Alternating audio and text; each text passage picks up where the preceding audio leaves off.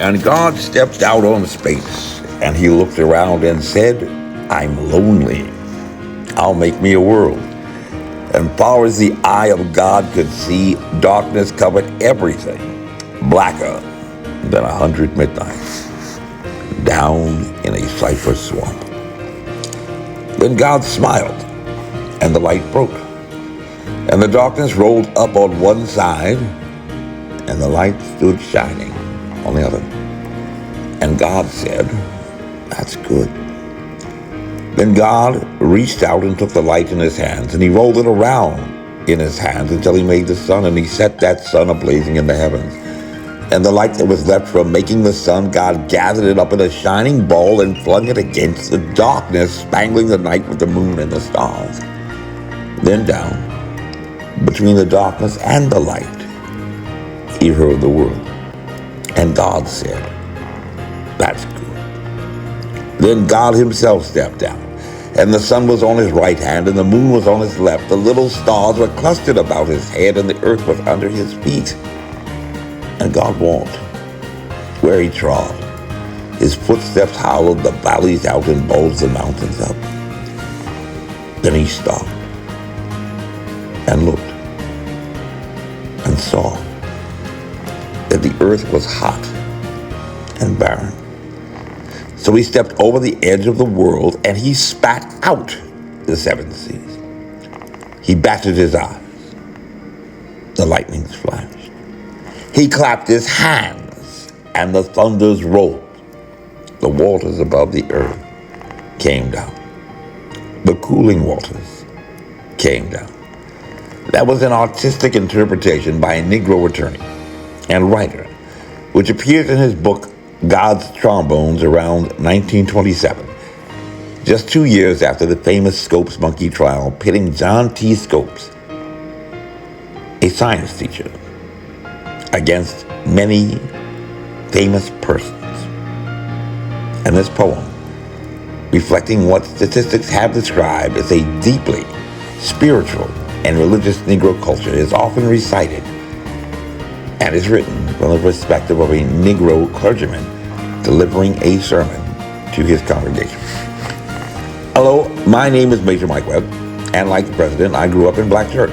But unlike the president, I can say my daddy was actually a Negro preacher, just like his daddy, who was a franchise martyr, and like my godfather, who became the House Majority Whip and president of the United Negro College Fund, and like the man who became my spiritual mentor, who was also the spiritual mentor for a Negro preacher you might know by the name of Reverend Martin Luther King Jr., who was a friend of my father, and his father too. And the very first time that our family ever traveled to Atlanta, we had Sunday dinner after Sunday church service at a soul food restaurant not very far from Clark University, which is an HBCU. But if you were to ask the president, I ain't really black. And if you vote religiously for Democrat Party candidates, then you are very free to believe what the president says, just like science is the gospel truth, whether you identify with any religious denomination or creed at all. But at least indirectly, as a retired member of the intelligence community, recently both the president and the United States Supreme Court have tasked me to report on a truly fascinating phenomenon, which may be of great interest, with as many as 3 in 10 Americans by December identifying themselves as nuns, not affiliated with any faith denomination at all, up 6 points since the pre-pandemic estimate that had already found their numbers exceeding those affiliated with the Roman Catholic Church, which still remains the largest formal faith denomination.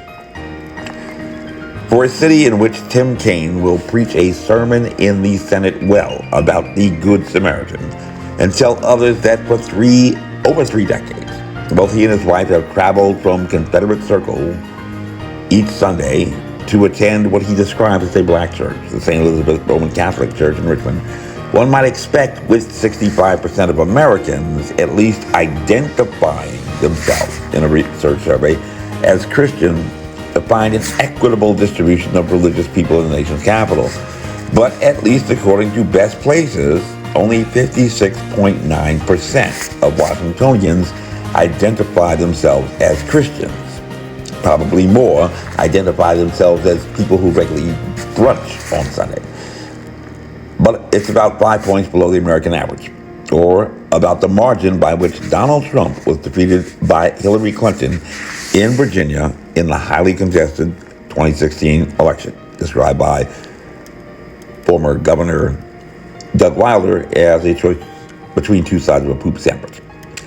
And when one considers the fact that 2 full days of testimony being delivered by Judge Ketanji Brown Jackson, reminding Americans of her deeply held religious convictions, the Pope calling for an end to war for the love of God, which she had described as Protestant, however, not even the reporters at NBC News were able to locate any particular Protestant church where she had ever been a member. But she had served on the board of directors for a Christian school, which technically is not exactly being a member of a church, unless perhaps you are a very, very good lawyer, good at lawyering, or just being a politician. And as Don Beyer told C-SPAN in June 2015 as a freshman congressman, being a salesman and being a politician are not at all that different, because they both involve approaching people and making them believe that you share some connection with them. And welcome to the garden of make-believe. As we had noted in previous videos, in a community like Arlington, Virginia, that is the home of the most government scientists, with 75.3% of age-eligible residents above the age of 25 holding at least a bachelor's degree, but where, according to Best Places, only 32.8% of the residents are religious or call themselves religious, revisiting the battlefields of the 1925 Scopes monkey trial that had pitted Darwinian evolution against biblical creation, is most certainly what may fairly be described as a formidable challenge, a David versus Goliath type contest, but certainly a timely one after what has been described as a purely science matter that has most adversely impacted the community of faith. It may be a timely opportunity to examine the relevance of faith in a modern post-pandemic aftermath of a 2-year period during which many places of worship, in the face of a public health crisis of unprecedented magnitude, had even declared themselves non-essential, given up without a fight, while according to the Pew Research Center, as many as 38% of clergymen, pastors, have, over the course of a raging tide of infection, considered throwing the towel in, giving up. And so, where now do we begin this seafaring journey? This time, a daunting task even today for fishermen and sailors shoving off to deep seas, as much as it was for the ancients fearing monsters, tempests, squalls, Scylla, and Charybdis, the unknown. A very natural apprehension whenever mortal man is confronted with that which is ambiguous and which he doesn't understand, giving rise, at least for some, the necessity of a quantum of faith, if only to summon the courage to persevere any further. Or as Reverend Martin Luther King Jr. had described it, ascending a staircase without the ability to see with sight the next highest step, providing a substance of things hoped for and an evidence of things unseen. And in the beginning of this video, we began with the artistic interpretation by a Negro attorney and writer, which appears in his book God's Trombones around 1927, 2 years after the famous Scopes monkey trial, pitting John T. Scopes, a public school science teacher, recruited by the ACLU to overturn the Butler Act in the state of Tennessee, which had prohibited the teaching of any Darwinian evolution theory in schools, or anything contrary to creation theory.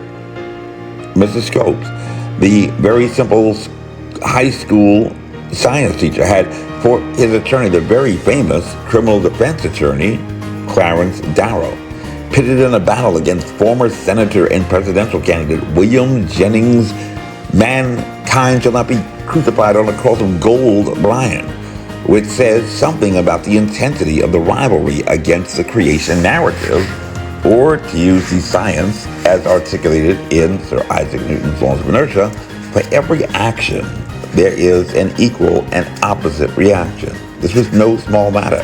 And all about these events as recorded in the Abrahamic faith tradition theory of the world's creation, which in terms of modern science is circa 14 billion years ago, for what they describe as the Big Bang, creating the universe and condensing the formation of a third generation solar system about 4.6 billion years ago into what we say is 7 days, with the moon appearing in the sky after collision impact from an object the size of Mars around 4.5 billion years ago, according to the science.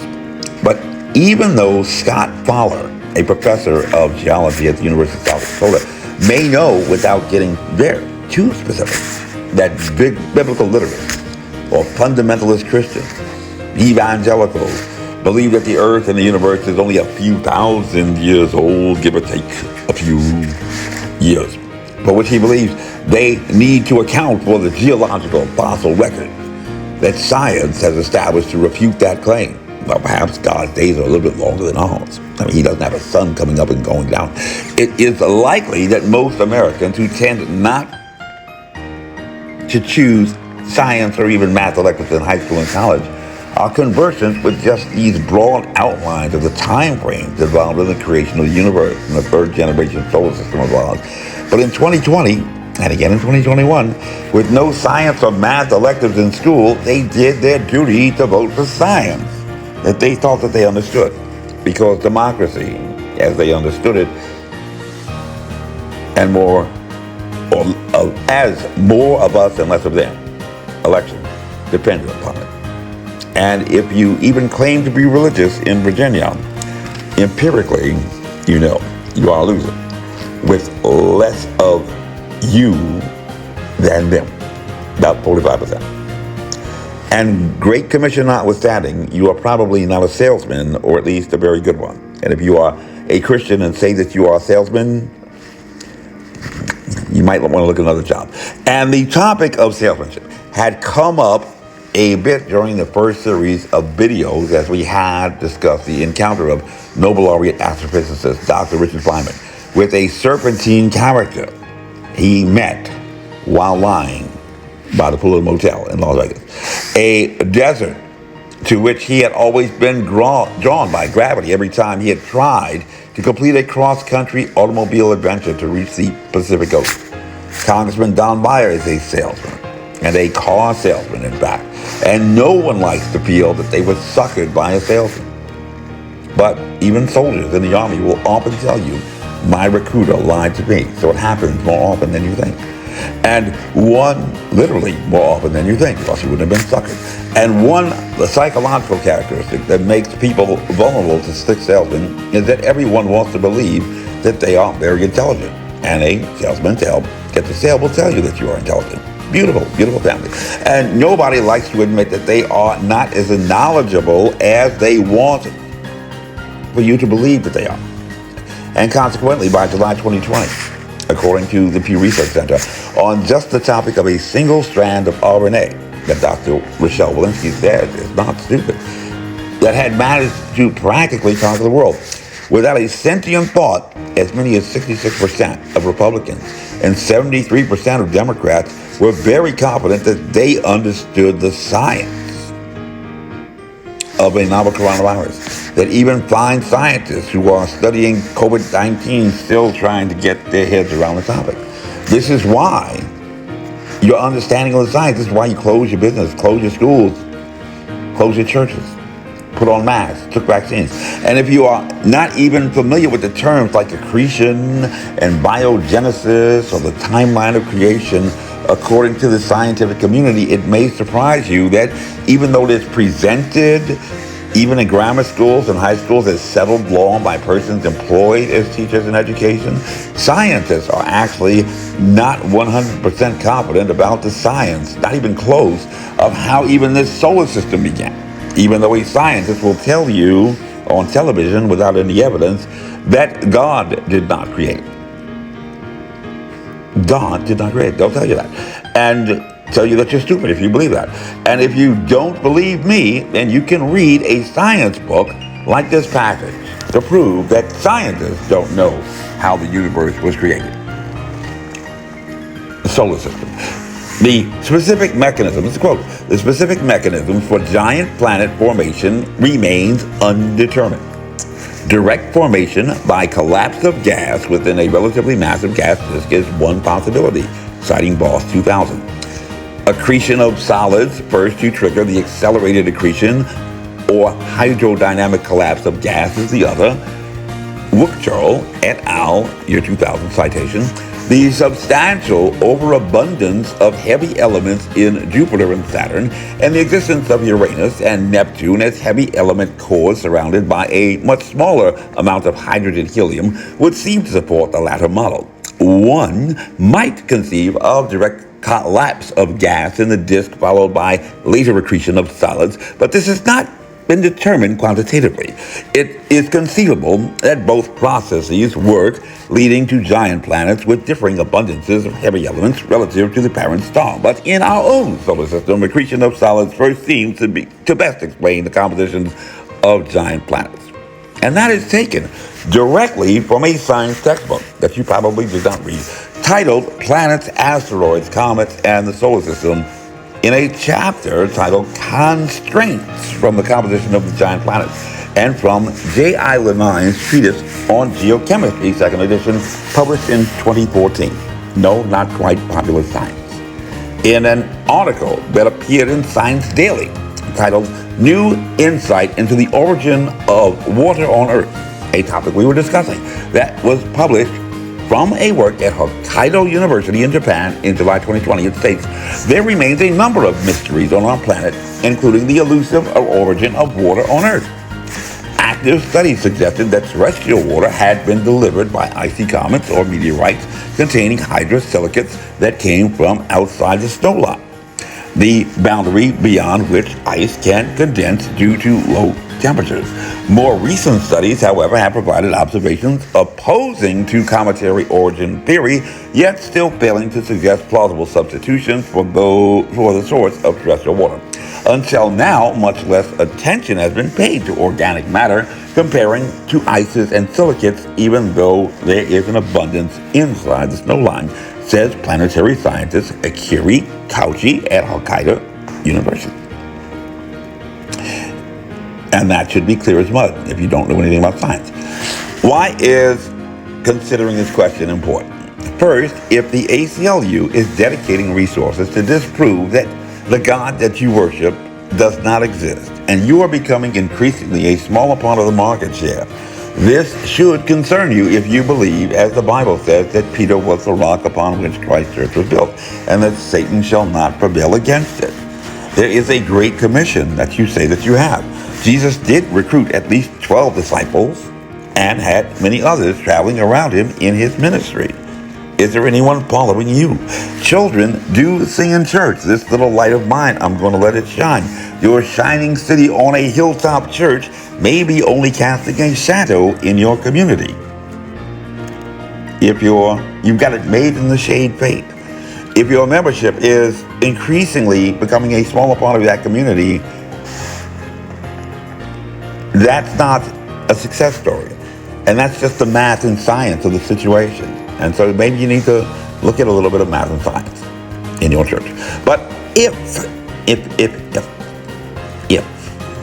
you are truly concerned about your brothers and sisters who have not found the salvation and glory that you believe that you have found, and may have a rock-solid assurance in a science that even the scientists admit, at least in science books, is not 100% certain about how the planet Earth, the solar system, and the universe had been created, then you are being a little bit selfish and not being a very good friend to your neighbor if you are not asking him if he has made his provisions for eternity.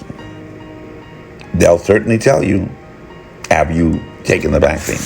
And like many, at least in Northern Virginia, Blaise Pascal, a 17th century inventor, mathematician, physicist, inventor, and writer, was a scientist who spoke and thought like a scientist, even though he was also a Roman Catholic theologian. And so he didn't approach theology and arguments regarding the existence of God as theologians like Descartes, Anselm, Aquinas did, constructing ontological arguments steeped in philosophy and logic, but rather had attempted a mathematical approach, not specifically to prove mathematically that God exists, just as scientists attempt to prove mathematically that life exists on other planets, but rather had proposed a far more practical argument that was something that even as an astrophysicist or any traveler to Las Vegas or anyone purchasing a lottery ticket or betting at the racetrack or picking up scratch-offs at the convenience store could understand by proposing what is known as Pascal's wager, which has even been applied to a variety of other topics, possibly even your vaccine, like learning and teaching CPR, and for developing arguments regarding counterterrorism.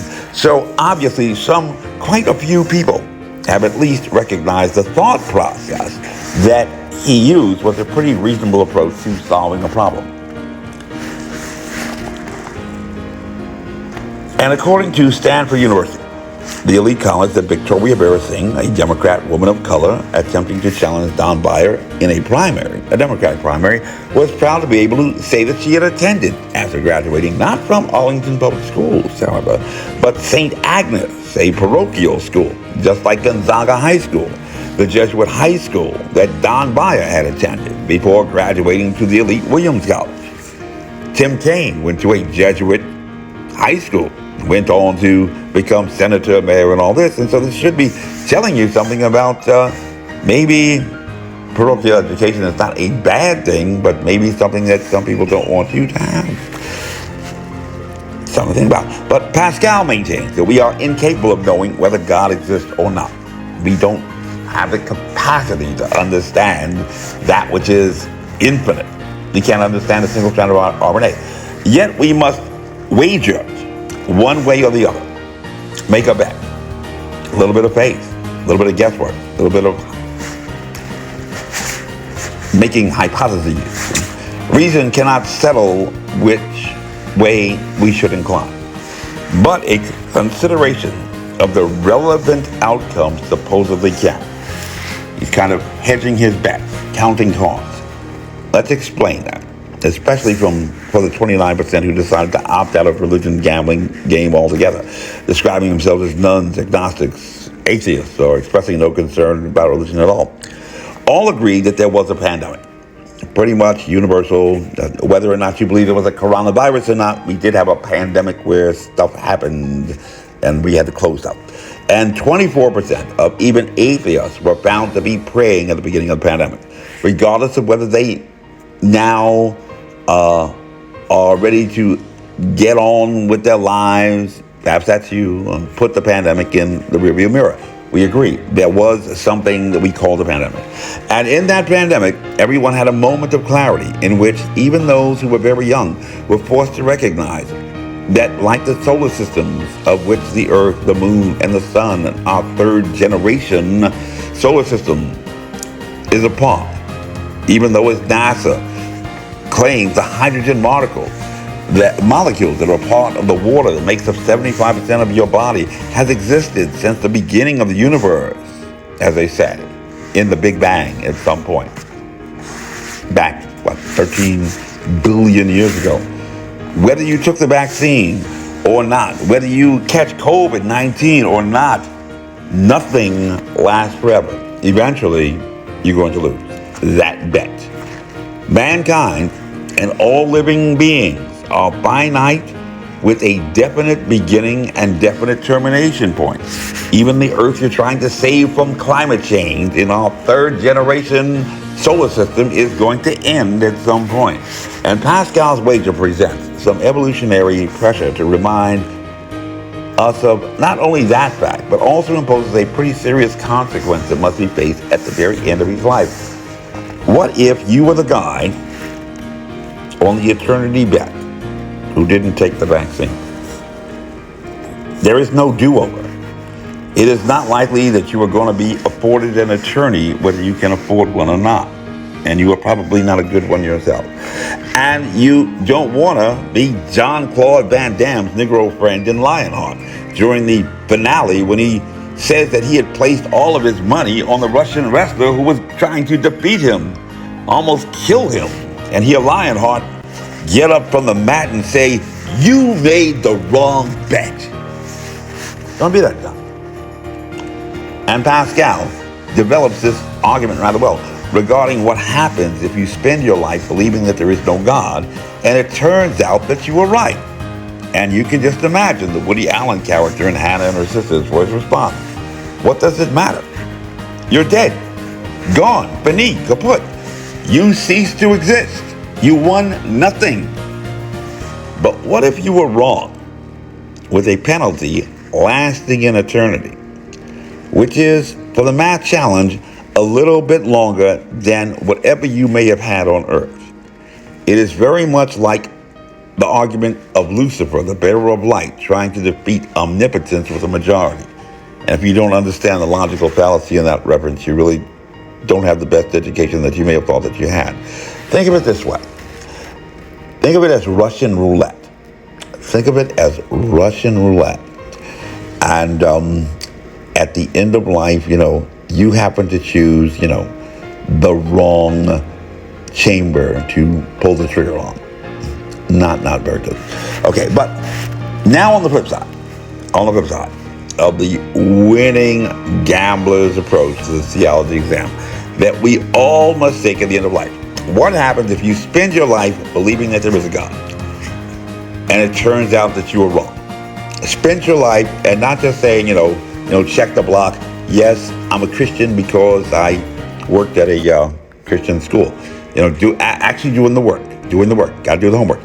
Spend your life trying to be a good person, caring about others, trying to do the right thing. If life is finite and going to eventually end, is that necessarily a bad thing? You're going to wake up someday and sit there and say, I feel terrible because I was good to that guy.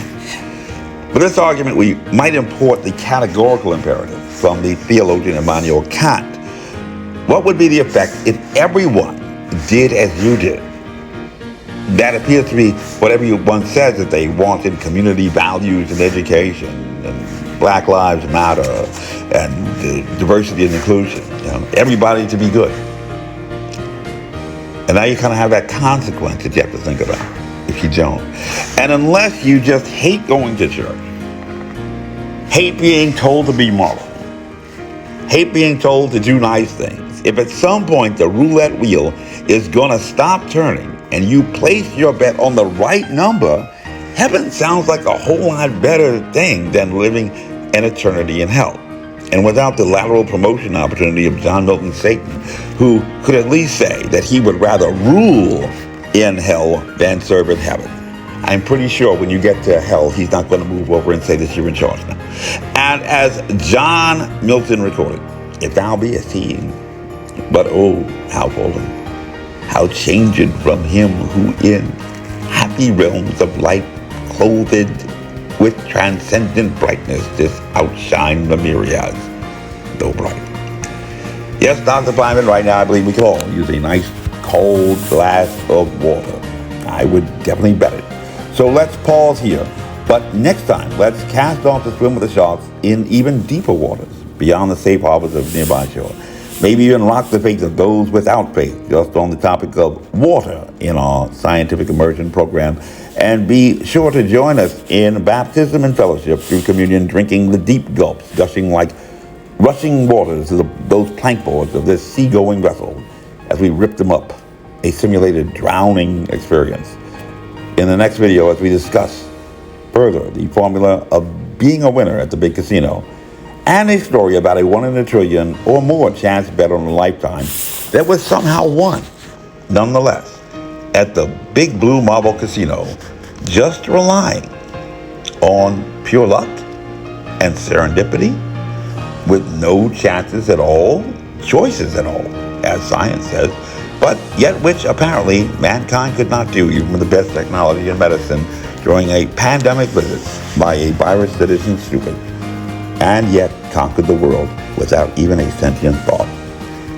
This briefing is unclassified. As you were, my name is Major Mike Webb, and by God, I am running for U.S. Congress. This year resolved to do the right thing, and we shall make America great again. Honest. Carry on.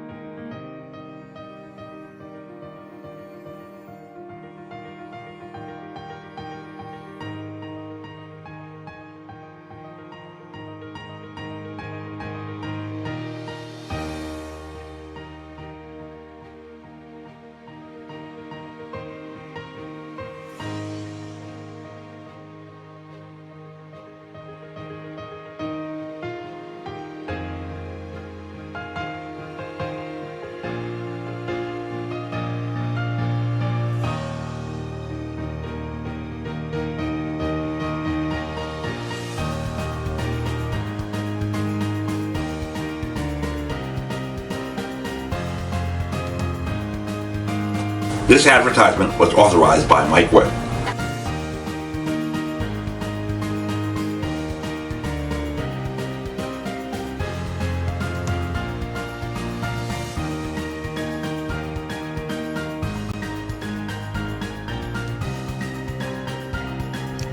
This has been a Pew Research presentation. Thunk, I could have had a vaccine.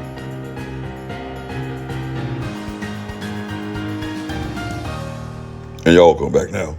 Yeah.